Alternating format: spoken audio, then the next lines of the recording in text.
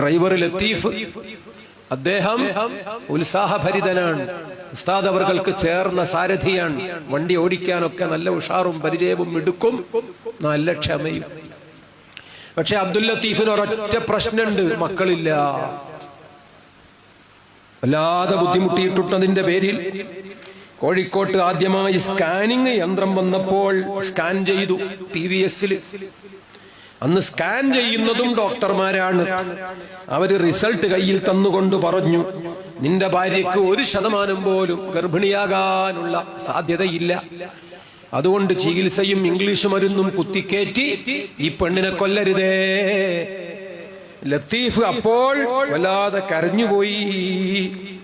പക്ഷേ AP ഉസ്താദ് പറഞ്ഞു, ഞമ്മക്ക് മമ്മദാജി തങ്ങളോട് പറയടോ. മമ്മദാജി തങ്ങളെയും കൂട്ടി കോട്ടിക്കുളം അബ്ദുൽ അസീസ് ഖാദിരിയുടെ മൗലിദിന് പോവുകയാണ്.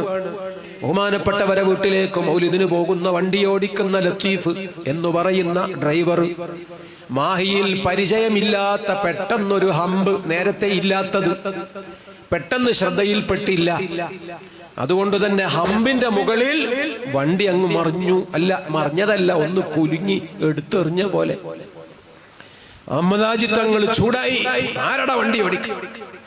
ഏപ്പിന്റെ ഡ്രൈവർ തന്നെ അല്ലേ? പിന്നെ ചോദിച്ചു, ഓന് മക്കളില്ലെങ്കിൽ ഞാൻ ഉണ്ടാക്കി കൊടുക്കുമെന്ന് പറഞ്ഞിട്ടില്ലേ? മമ്മദാജി തങ്ങൾ ഒരാഴ്ച മുമ്പ് വീണിട്ട് ചെറിയെന്തോ ഒരു പ്രശ്നവും പറ്റിയിട്ടുണ്ടായിരുന്നു. ആ വീഴ്ചയുടെ ആഘാതത്തോടൊപ്പം ഈ കുലുക്കത്തിന്റെ വേദനയും അതുകൊണ്ട് പൊട്ടിത്തെറിച്ചതാണ്.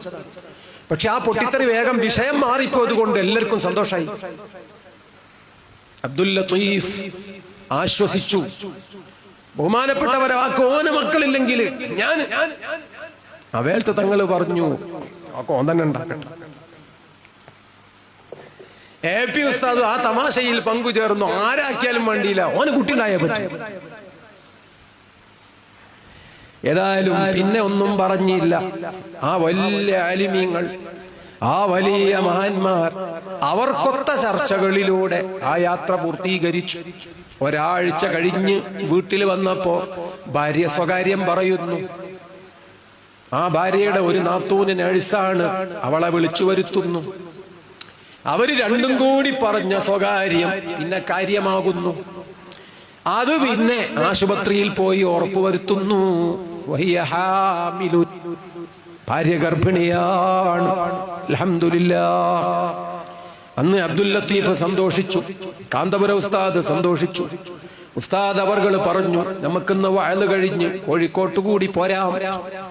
നടക്കാവില് അബൂബക്കറാജിന്റെ വീട്ടില് ഇന്ന് അവിടെയുണ്ട് മഹാനവർകൾ, നമുക്ക് കണ്ടിട്ട് പറയാം.